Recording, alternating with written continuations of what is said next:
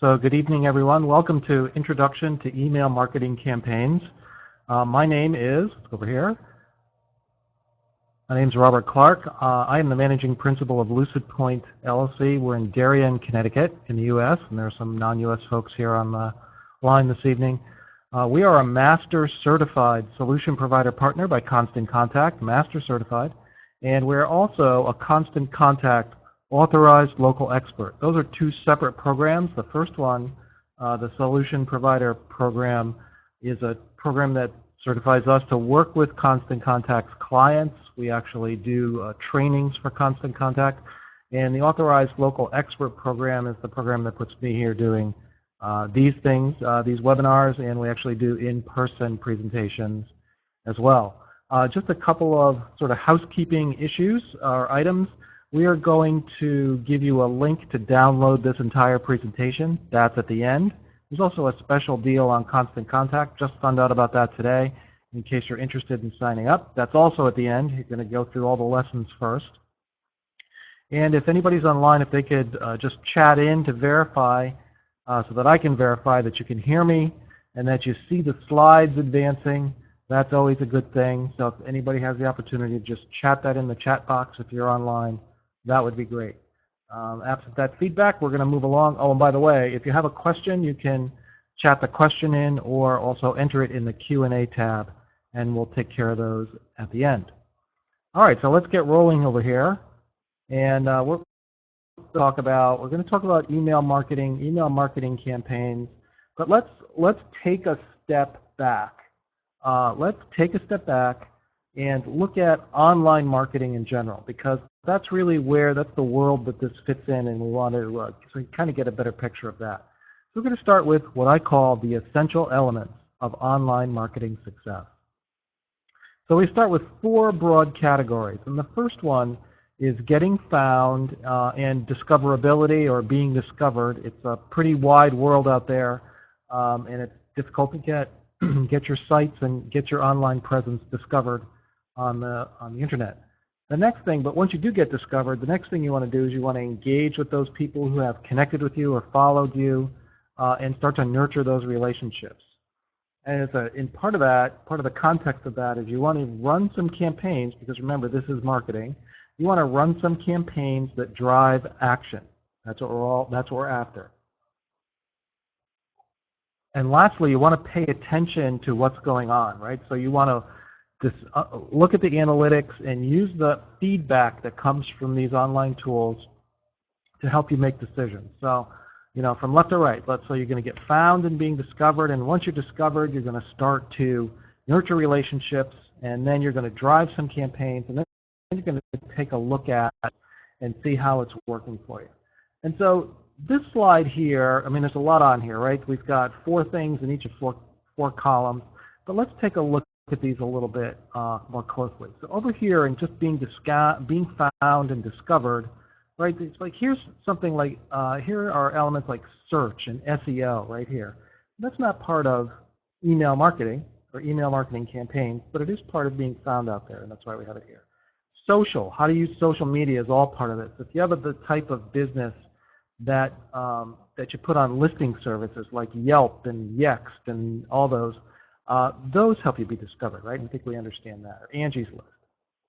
And working with mobile, since mobile is a big trend now out there in the online marketplace, that's key. The next is engaging and nurturing relationships, right? So doing some engagement marketing. Building those relationships by getting people onto your list, whether it's your email list or getting followers or fans on your online properties like Facebook or Twitter or Instagram or Pinterest, any of those. Maybe running some loyalty campaigns, right? So not always focused solely on bringing new people in, but working with the people that you have. And lastly, at the bottom there, it's always having permission in the email marketing world for sure, having permission for what you do. CAN-SPAM is a law that's in the United States. CASL is CASL is the anti-spam law in Canada. They're a little different. I think we'll touch on the differences later. And anybody in Europe, there are European laws as well on getting permission to send, marketing pieces by email. The campaigns that drive action, right? So you're discovered, people are finding you, you're starting to build relationships. Now you want to run some campaigns. Newsletters and announcements, the first one, that's what we're going to talk about today. But you can also get some feedback, right? Do some surveys. We see that regularly in our online interactions. Run some offers and promotions on social, or even run events. If that's the type of business that you have, that you can run an event and have an online registration portal, you can capture some names here. And then lastly, the analytics, right? Making sure you look at those results and the reports. There are a lot of analytics. These online tools are great for that. And so see what's working and do more of that and do less of what isn't working. Make adjustments. Make incremental little iterative changes, right? So change one small thing at a time and see what it does. And if you have some broad ideas, do that. Take a hypothesis, a broad hypothesis, and just see how it works, how people react to it. So I called this the money slide. And what I'm going to encourage you to do is once you download your copy of the presentation, is print this out and put it next to your phone or your computer or in your marketing folder and look at it on a regular basis. You should be doing something in each one of these categories about once a month. You don't have to do, over the course of a month or 6 weeks, 4 to 6 weeks, you should touch on every one of these. You should be doing something here in every one of those. You do that and you're going to have a great deal of online marketing success. But let's put these into sort of business terms, right? So let's look at the top line here.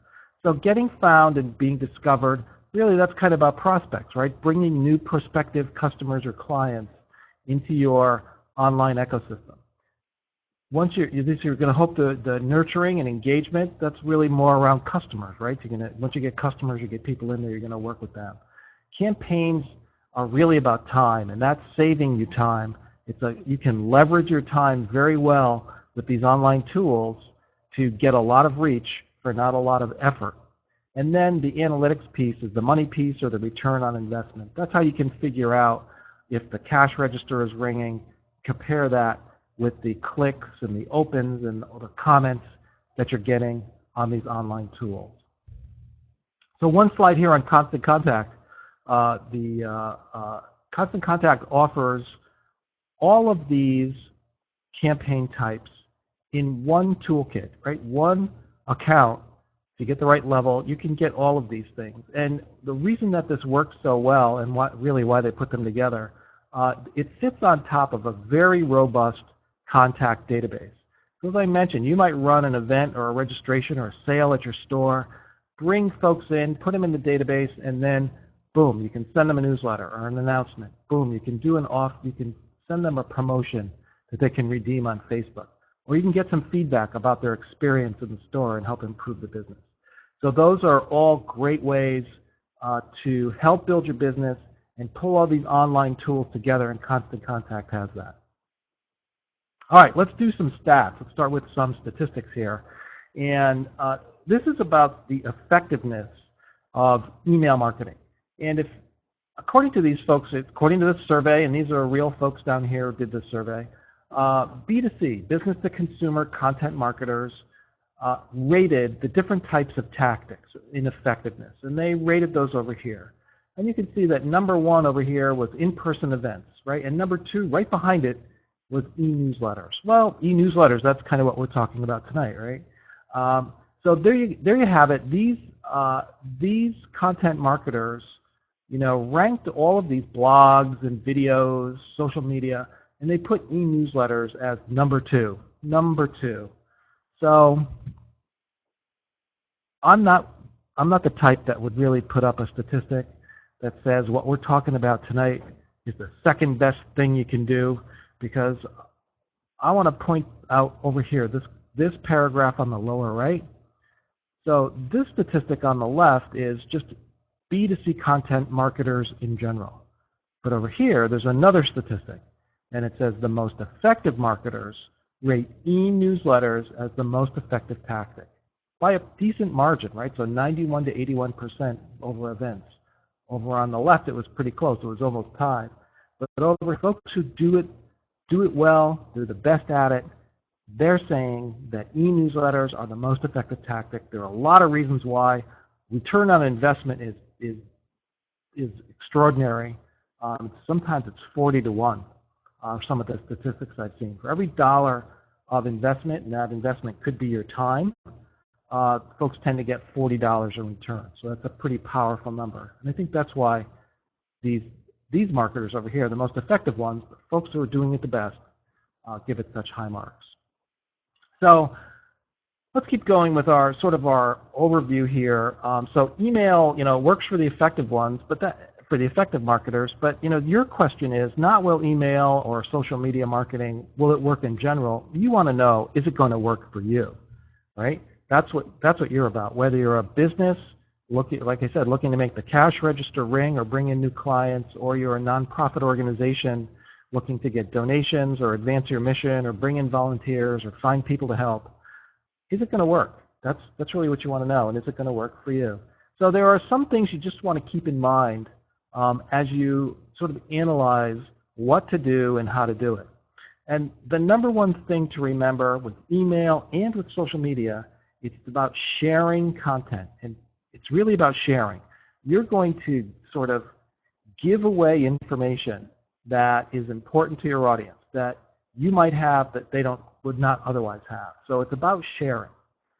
The next thing to keep in mind is this is marketing, right? This is serious. We're doing this to, like I mentioned, to either to advance advance an organization or to make our businesses more successful. So we have to hold ourselves accountable to generating results that matter. And if you can't correlate a like to a dollar, then you really need to go back and work on your content so that you can correlate a like or a share or an email open or a click to dollars that are coming in. Another thing you need to keep in mind is people feel differently about email and social. And think about how folks talk about these things. So let's start with a Facebook page, right? So if you start to talk to somebody about Facebook, pretty soon they're going to talk about their page. Not a page, their page. They feel as if it belongs to them, right? It doesn't really belong to them. It belongs to Mark Zuckerberg, but they feel that that's theirs. That's their property. Same thing with their email inbox. In fact, maybe even more so with their email inbox. People are very possessive of it. So when you put out content, when you send newsletters, when you send campaigns or announcements, keep that in mind and be respectful, right? Be mindful that it's like stepping onto somebody's property. That's the way they feel about it. So be polite. That's why we talk about permission. It's really a good thing. Don't go unless you're invited. Don't force your way in. Don't barge in, because people do feel differently about this. And the number one success factor from all our clients, and this has been verified with other folks just like me, the number one success factor is content. Content, content, content. When a program works, when somebody has a great email marketing program or a social media marketing program, the real reason is they've thought a lot about the content, what they're going to share. And they have, we talk about passion, it's an overused word, but and this actually goes back to number one with the sharing, right? Sharing the information is important to them. Sure, it helps them get business, but they think about it, they plan for it, and we'll talk about some ways how to plan, very effective way to plan to get your content ready. But content, content, content. If you ever get to the point where you're in your marketing program and you're starting to struggle, it's like, oh no, it's time to send something out again. What am I going to do? That should be a warning sign for you, a little red flag that you should stop and you need to do a little more planning on the content, because it's so important and it's really not that hard to pull together. Okay, campaigns and newsletters here. Marketing, right? So marketing is about eliciting a physical and measurable response. It always has been. This is nothing new for online marketing or email marketing. This is marketing forever. If you think about clipping a coupon out of the newspaper and bringing it to the grocery store to redeem it, that's a physical measurable response, right? So The physical response is the person clips the coupon, and it's measurable because the retailer and then ultimately the manufacturer or the supplier of food gets the coupon back, and they can see, what was clipped, and it's coded, and they can tell where it came from. And one other sort of high-level thing here, when we talk about newsletters, newsletters is a generic term. There are many different types of quote-unquote newsletters. It's like a Kleenex, right? Generic term. You can do, so we're going to use the term newsletter. It can be something to just keep your audience or readers in the know, to kind of stay top of mind with them. They see something from you on a regular basis. It can be a true newsletter where you're sharing like a digest of information about this. Typically, a nonprofit would do this. What's going on in the organization? It could be in a card or an announcement. It could be a business letter. It could be a press release. You can do template-driven ones, or they can be done by code. But the primary one that folks use, nonprofits tend to use this. Press releases for sure for businesses. But it's really to keep your audience in the know. That's really the number one type of quote-unquote newsletter campaign that people send out, whether it's product announcements or personnel announcements or different services that are offered. It's really kind of just keep your business front and center in the inbox, top of mind, so you don't let too long go by before your recipients actually think about you. Let's talk a little bit more about content. What type of content do I share? And there's that share word again. Okay, and you can do any of these things, right? Occurrences, events, announcements. There are a lot of sidewalk sales going on now. It's the summertime here in the Northeast U.S. And the new products or new listings, if you're a real estate agent. All those types of sort of physical things are great content to share. You can also do industry information, right? If you're more of a B2B business, some industry information, it's kind of ties to new products, but new announcements, trends, and then you can get really granular too, right? Tips and how to use a product, how to accessorize a garment. Those are great things to share. And answering customer questions, or just little stories about how you helped a customer or a client who came to you with a problem, how you figured something out, how you applied what you do to help your client or customer get to a much better place. Those are great things to share. Those have been good since forever. We've all been encouraged to ask questions, even back in grade school, right? Make sure if you raise your hand, your teacher always wanted you to share your question just in case there were others that had the same question. That same, I'd say mentality, but that same thought applies here in this world. If your customers have questions or you see people struggling with a certain aspect of it, tell a story in what you're going to email out so that others can see how easily your product can help. Okay, here's the planning. Let's talk about planning, and probably I'll just say number one a lot. One of the more important things that I'm going to share with you tonight is this concept, the content calendar. Okay. Now we all know what a calendar looks like. It could be something like this, where it's one day at a time. And that's not too good for planning, although that may help you remember what the date is. And you could look at a month at a time. That's pretty good. If you have a lot going on, you can schedule down to the month level. But I just to start at a higher level. Start with a year. And there's a reason I'm saying this, because most businesses, most organizations have some measure of seasonality to what they're doing. And my tip to you is to look and see what is that seasonality. If you're a chiropractor or a massage therapist, right? You've got the different sports seasons. Golf in the summertime, and skiing in the winter, maybe tennis in the spring and fall. You'll know best that there's a certain rhythm to everything. And find that if it's not so obvious in your business, Look for things like the annual, the annual meeting or the industry conference or the big, consumer electronic shows. There usually is something that anchors the annual calendar, and start to anchor your content around that. So I'm going to use an example here, a pretty easy one, a fairly straightforward one, and that's a landscaper. So first, our landscaper decides that on or about that Tuesday, not right at the beginning of the month, but after a few days have gone by, that's when he thinks he wants to send. And so then at that point, when you're looking at the calendar this way, boom, it's pretty easy, right?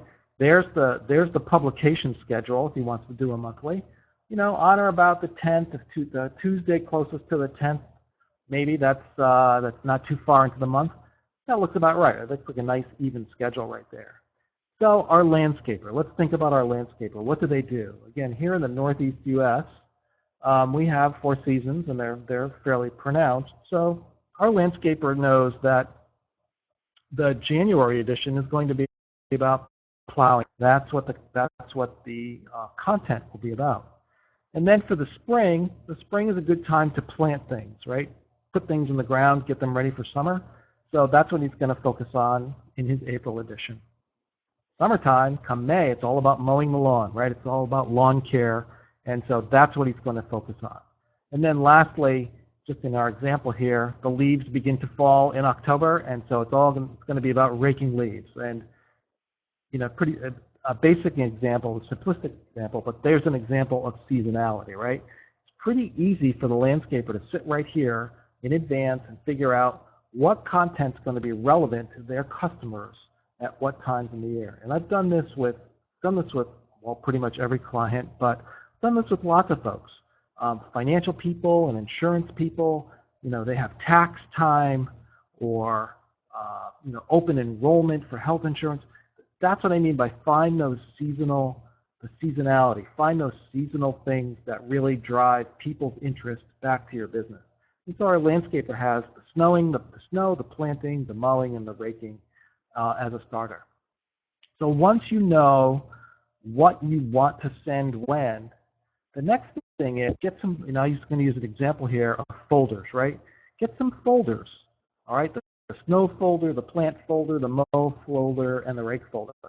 And out the year, knowing things about snow, if you find something, put it in the folder, and you'll be ready for next January, all right? And so on and so on and so on. And I'll give you an example. It's actually a landscaping example.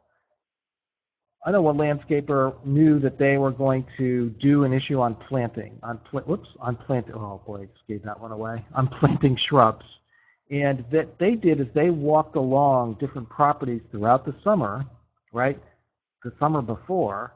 They took some pictures. They took pictures of shrubs that were planted too deeply, shrubs that weren't planted deep enough, shrubs that were planted at just the right depth, because they know homeowners have a question. They always have a question about how deep should I plant it.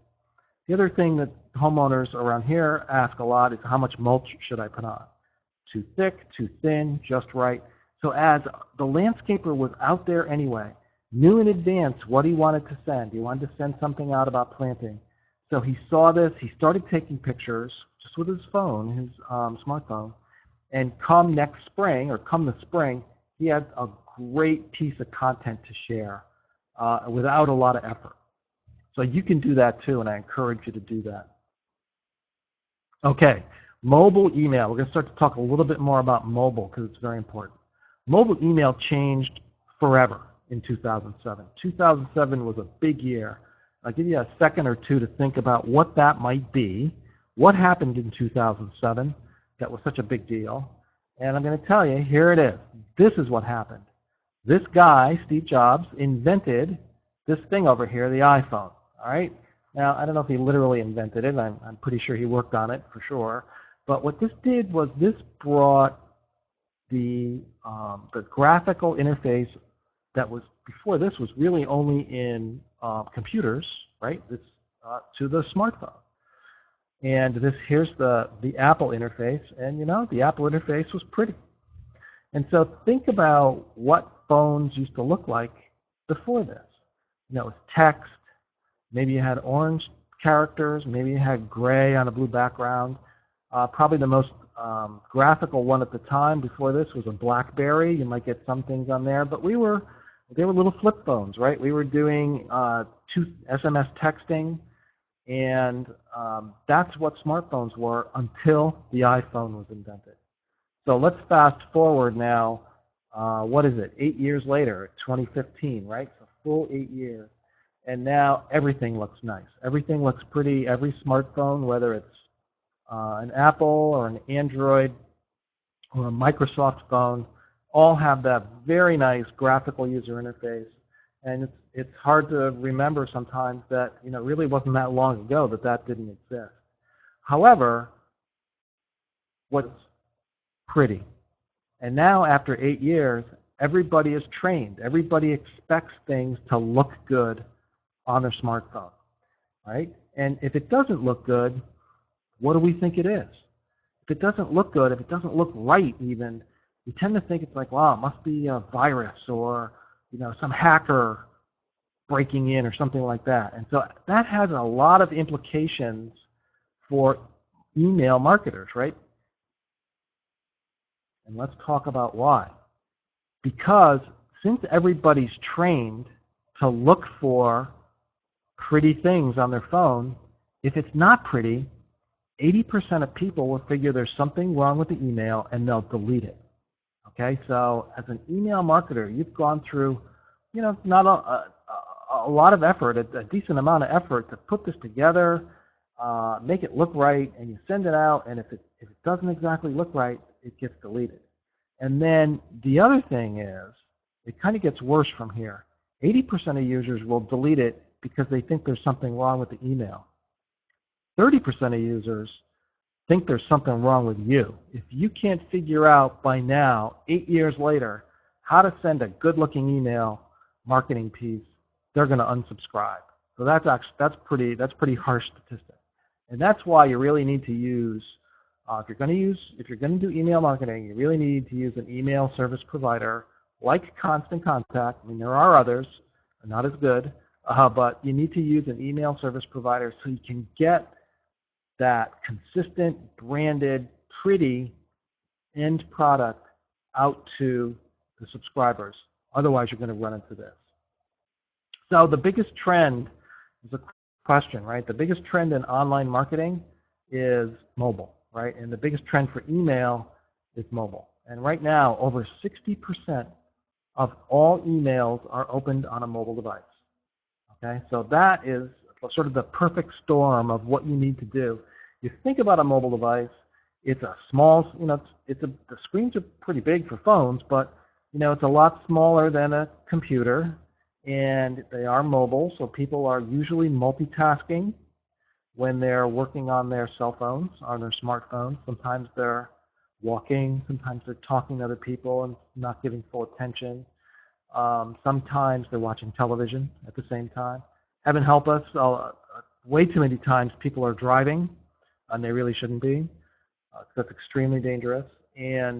But they're distracted, all right? And the screen is small, and everybody's attention span is very short nowadays. So you're trying to overcome quite a bit, and that's where this consistent, pretty interface becomes very, very important when you're marketing by email. So we format for mobile, right? So we do everything with mobile in mind. And there's an example of one of my newsletters. It's from May of this year. I'll put a new one up.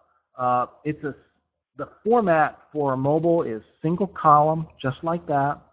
Not a lot of text, easy to read, images, big images, maybe a video, or something folks can click on.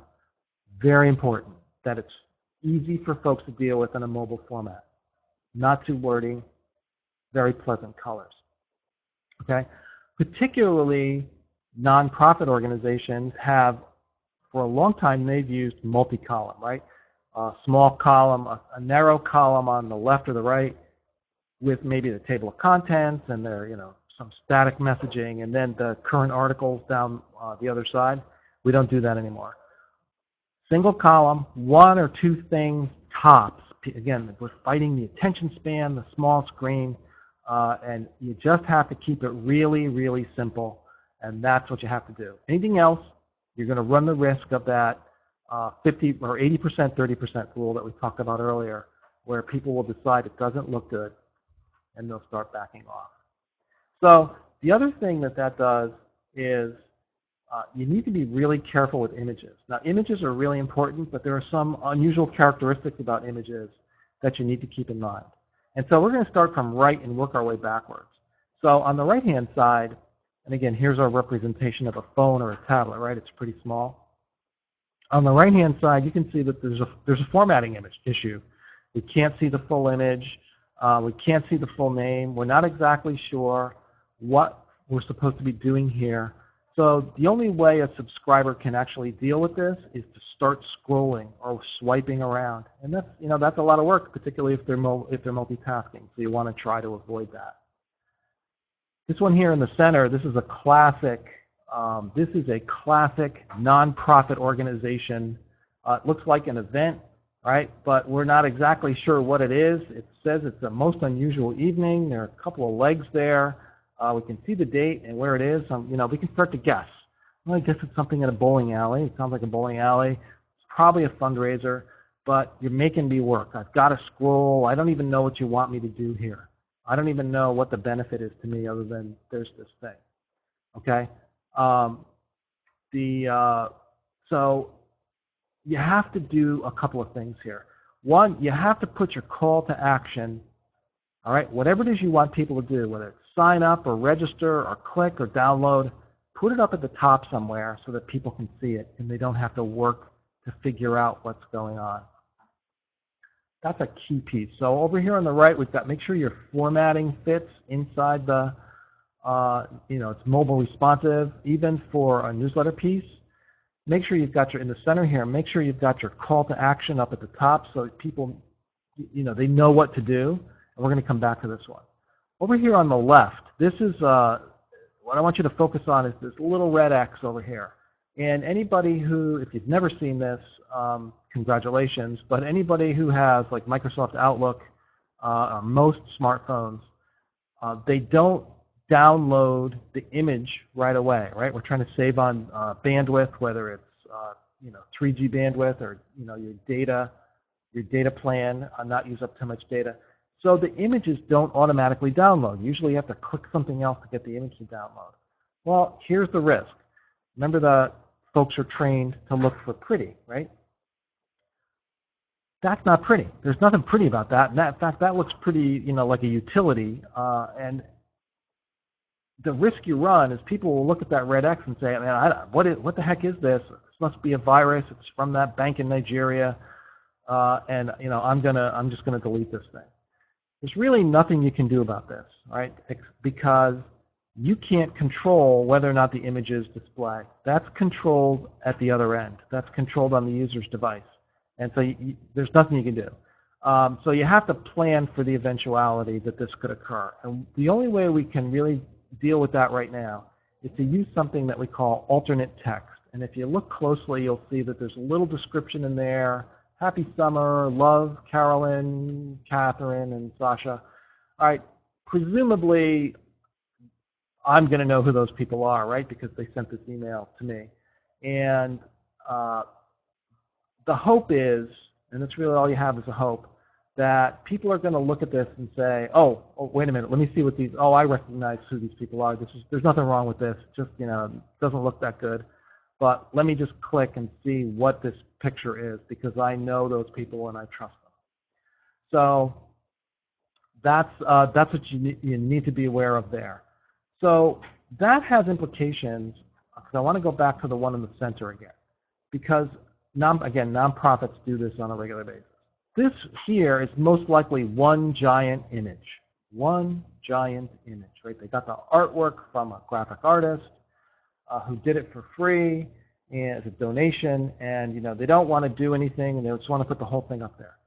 The risk you run is that when people open it, all they're going to see is the little red X, and if you don't put this alternate text underneath, they're not going to see anything and they're not going to know what it is. So you really have to break this apart. And I can go back over here and look at this one on the right and tell you that this is an image, right? This probably had a red X when it got here, but even though it's formatted improperly, if the business name is here in text and, the call to action looks like that's probably the call to action. That's also here in text. So and that's what you need to do. Don't just send out one image as your entire email. All right, and if you get one image, you're going to have to break the pieces apart. And when I'm talking to my nonprofit clients in the beginning, pretty quickly they understand. It's like, go back to the graphic artist and get me the pieces. Get me the legs. Get me the image of the legs. You know what? We're probably not going to be able to match this, this unusual font here. We're going to get close, but we probably won't get too close, but it'll be more blocky like that. But your message is going to get out. So that's the most important thing. So images are really important. So we touched on the need to format, make sure you can see it on the screen. Don't use one giant image, and make sure you use alternate text underneath. All right, let's talk about getting opened, right? Because an email that doesn't get opened doesn't really do you too much good. So the biggest hurdle that people have or the emails have is the subject line. That's the biggest, maybe even hurdle's not the right word. That's the biggest determinant of whether or not somebody actually opens the email. And I have two acronyms there, right? WIIFM and WSIOTN. Now, what does that mean? What do those mean? Well, WIIFM is what's in it for me, right? So that's what the reader wants to know. Hey, what's in it for me? And the next one is, why should I open this? But why should I open this now? So what's in it for me, and why should I open this now? I'm a busy guy, right? I got a lot of stuff going on. I got things to do. Tell me what's in it for me, and tell me why it's important. Why just send it to me right now? Tell me why it's important. So as you're composing your subject line, all right, I want you to answer these two questions. What and why now? What and why now? If your subject line doesn't answer those two questions from the perspective of the recipient, okay, it's not about you, it's about them, then go back and rewrite your subject line. Spend some time on this, okay? Don't just throw anything out there, because this one is really, really important. So let's do a test, right? So let's see some sample subject lines and see how they do with the what, why now test. Let's put the ones on the left have a red X, right? So those you can guess are not good, and the green check on the right, those are good. So let's start. July newsletter. Right, that fails. What, why now? What's it telling me? It's telling me it's July.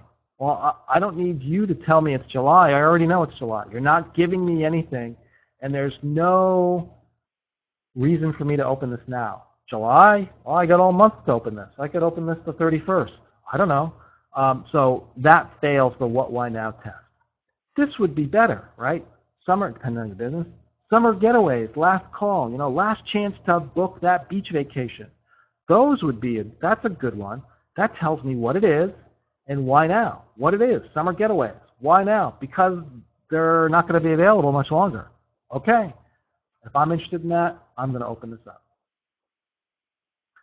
Here's one. What's new at Joe's Fuel Oil? I don't know. How does that do? That's a failure, right? Even though we've got the what word in there, what's new? It's like, that's not telling me anything. That's kind of asking me a question. So the first one's telling me useless information. Technically, I don't need you to tell me it's July. The second one's asking me questions like, what's new? What am I supposed to guess? That's not good. So this one would be better. From the fuel oil guy, 5 home heating safety tips. Okay, 5 home heating safety tips. And I know you're thinking, Robert, there's a what there, it's telling me what it is, but you're not telling me why now. Why do I need to open this now? And in fact, it's summer. It's hot out. Why do I need to worry about home heating safety tips? Okay, those are good questions. Fair questions. I'll take those. I'll take that criticism, but I offer you this. Maybe Joe is thinking ahead, and Joe should be, right? Because let's think back to the content calendar.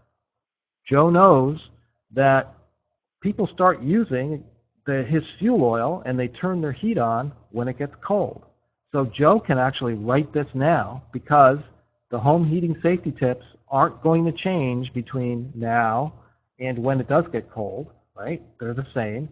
So while Joe's not busy delivering fuel oil, Joe can compose his email, stick it in the folder, put it on the content calendar for, I don't know, October 1st when it starts to get chilly and the heat starts to come on.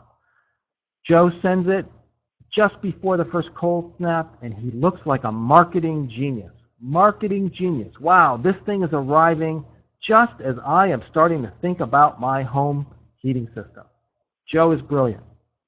Well, Joe may in fact be brilliant, but what Joe really is Joe's prepared.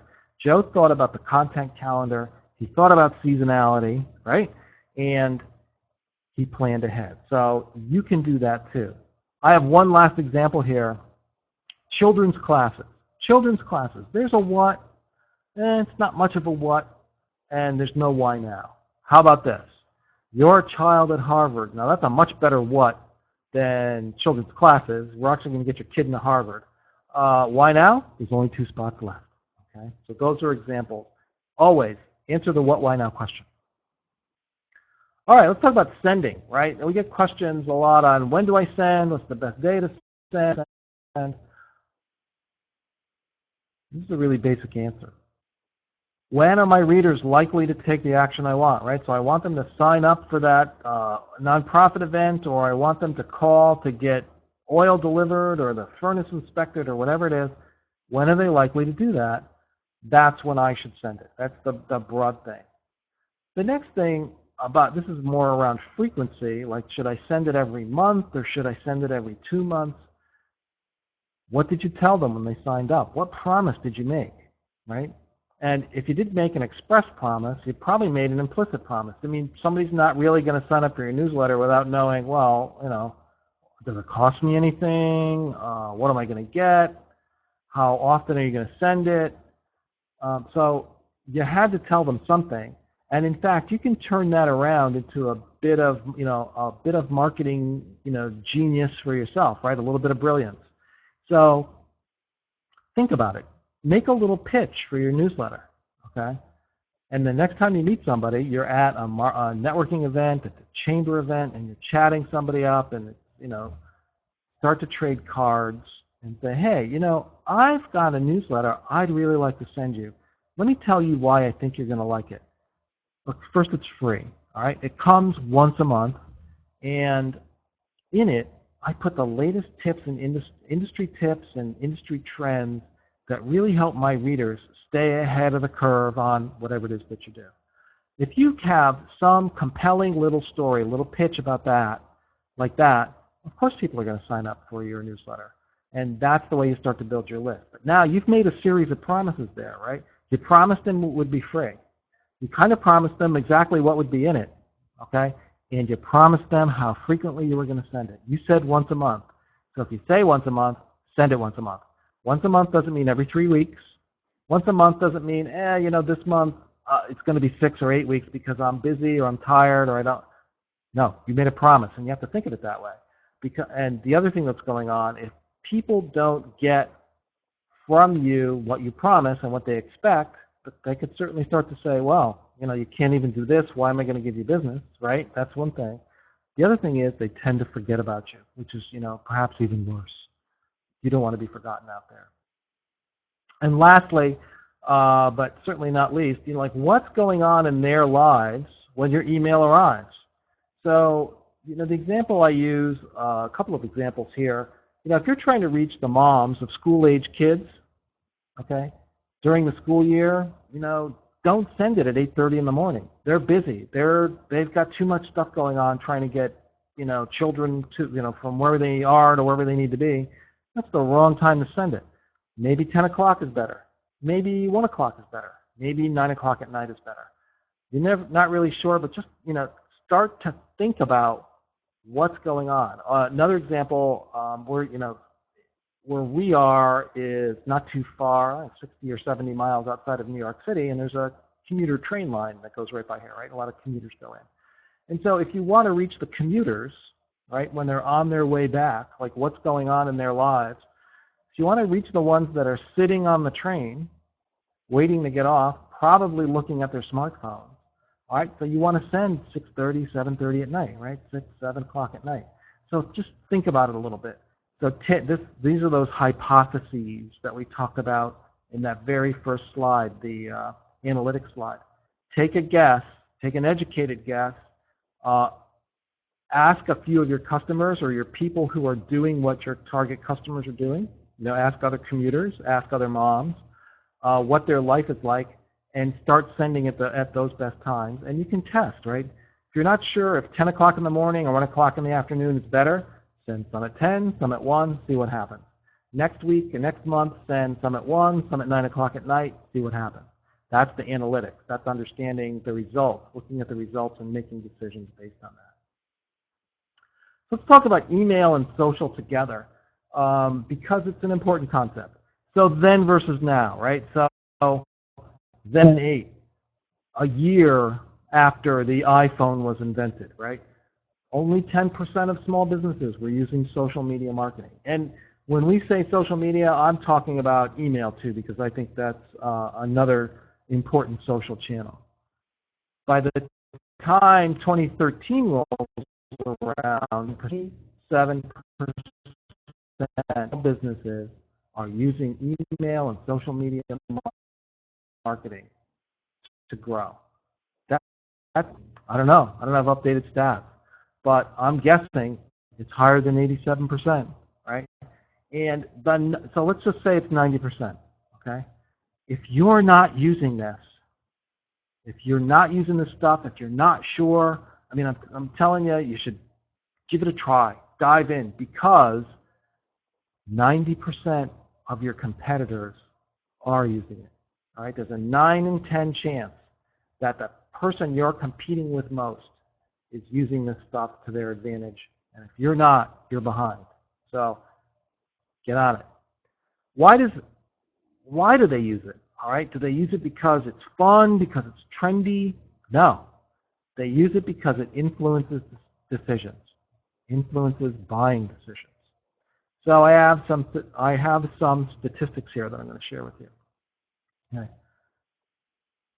Whoever these people are at the Delta, all right, they did a survey, and they found that 74% of people rely on social networks to guide their purchase decisions. 74%. Wow, that's a pretty big number. Same people did a survey. 55% will actually share what they bought on social media. Wow, on their social network. And then 68% will go learn more about a charity if they see a friend posting about it. Wow, 74, 55, 68. Those are pretty high percentages. So I started to look at this. I said, man, that's pretty compelling. I started to look at this, and I did misspeak because if you look at this, it says social networks, but it doesn't really say social media. It doesn't say Facebook, it doesn't say email, it doesn't say Twitter, it doesn't say website, okay? Except posting. I guess posting you could say that's got to be a Facebook. But think about it. People have always relied on their social networks to guide purchase decisions. We just, the social network was the family, the neighborhood, right? For Western, go back in time, it's the village or the tribe, right? Go back even further, it's the group that's living in the cave together. We've always relied on our social networks to help us figure out what to do, what makes sense, where to hunt, where the buffalo are. We've done this to survive. So we're hardwired. Human beings are hardwired to seek cues from their social networks, from others, other people, to figure out what to do next. And that's where social media and email, that's the power of it. It just happens to be a different way to share your messaging, share your content. It's human behavior. That's why it works. Marketing online, marketing through social media, marketing through email doesn't invent anything other than some new tools, some new ways to get your message out. That's really what we're doing here, and that's why it works, right? That's why 90% of people of other businesses are doing it. because it works, because we're human beings. So we say email and social. You have to use both. That's a topic for another day. Which one of those, which one of these social media channels to use, and whether it's Pinterest. Oh, there's Pinterest. Whether you should be using Instagram and all that, but you should use email as well. And there's a reason for this. You can amplify your messaging back and forth, which you kind of see in those arrows there. But the one real benefit of email is that everybody checks their inbox, okay? And the emails kind of come to them. People have to go to Facebook, or they have to go to their Facebook page. I know you get notifications and stuff, but they go to their Facebook page, but people's inbox is, people check that all the time. And that's on their phones right there. They usually get notifications when an email comes in. So wherever they are on their mobile device, their emails are coming in, they're being pushed to them, they're getting notifications, and that's great for your business to be able to get its message at the time that people are most likely to buy. So expand your reach. Anybody who is a constant contact customer, you should look for this Simple Share tool. It's a way to turn your newsletter campaign effort, an individual newsletter, into a social post. There's an example of what it looks like right here.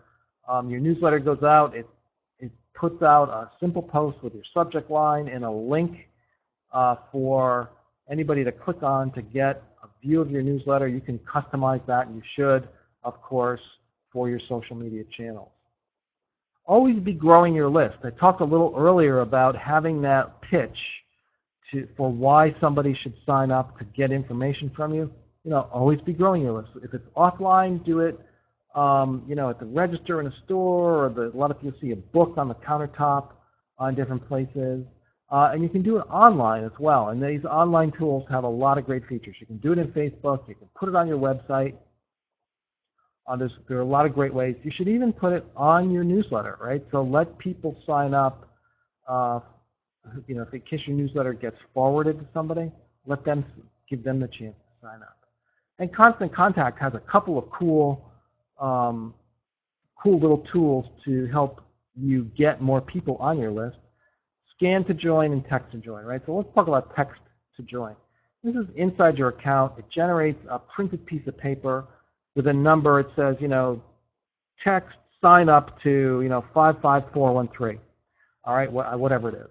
It comes from your contact. And it allows somebody to just text that number back to where it's supposed, or text that phrase back to where it's supposed to go, and it'll take them right to the sign-up page. All right, so where would somebody use that? If you go to trade shows, if you exhibit at trade shows, if you exhibit at home shows, even if you have a retail establishment, right, where you might be busy, you might not have the opportunity to talk to someone about your business or about signing up or what the deal is or why they should, and that can happen pretty frequently, right? You might be talking to somebody else, you're making a sale, and then somebody comes by and says, well, it's really nice in here, but you know what, I'm not going to buy anything today. I wish I could get the notification of sales. You have this thing on the counter, text to join. It's like, oh, that's really simple. They text it in, boom, they're brought to your sign-up page, and now they've joined your database, and you're able to send them the information that they really do want. They don't have to talk to you. They don't have to wait. They can do it on their schedule. It's a pretty powerful tool.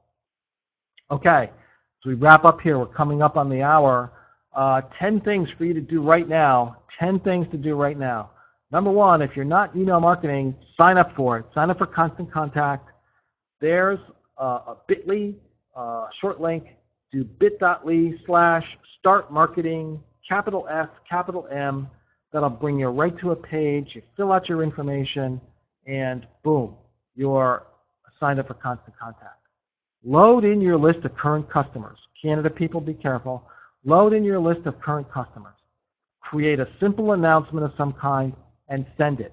Boom, 1, 2, 3, your email marketing. It's not that hard. You can think a little bit about, you can think about building your content calendar, but you don't have to do all that first. Do it second, but you don't have to do it all at first. Send something out, and already your email marketing. Develop that elevator pitch, right? That newsletter pitch what the value proposition is. Hey, I've got this great thing, it comes once a month, it's free, I'm going to share tips that, everybody who gets it really likes it and they can figure out how to do things better. Develop that pitch. Start asking for email addresses with that pitch. Add sign-up forms to your website, near your register, the online ones and the offline ones. Put those everywhere. Start to engage people. You have to ask for these things. Ask customers about social media. Hey, what social media channels are you on? Ask about their lifestyle. We talk about asking the moms or the commuters. Just ask your customers about all this stuff. That they can be a great resource for you. We didn't talk about this in this presentation, but for small business owners, an optimized LinkedIn profile is really important. By optimized, I mean optimized for a business owner. Has certain things, has customer-centric language. It's written differently than it is for a job seeker, as you would understand. But a LinkedIn profile is really important. Get a professional headshot, no selfies, no blanks on LinkedIn. Get a professional headshot, put that together. We can help you with that too. And then you do all this stuff, and you're going to be good to go. Now, here's the link.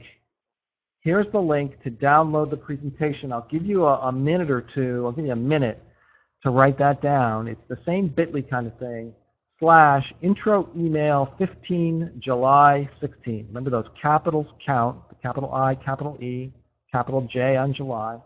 So give you a chance to jot that down. And if anybody has had trouble with that or you don't remember what it is, you can send me an email. I'm pretty sure you'll have access to that probably through the registration page for the webinar here.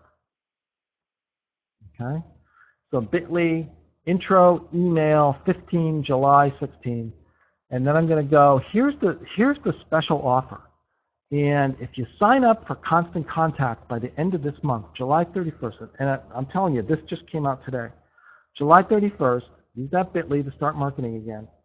You enter that promo code SP40DISC, like discount, you get 40% off each month for the first 3 months. It's not bad. The Constant Contact costs, just for the email marketing, costs $20. $20 a month, okay? 40% off, that's $8 off, so you can be doing this for $12 a month for the first 3 months. $12, I mean, that's not a lot of money, folks.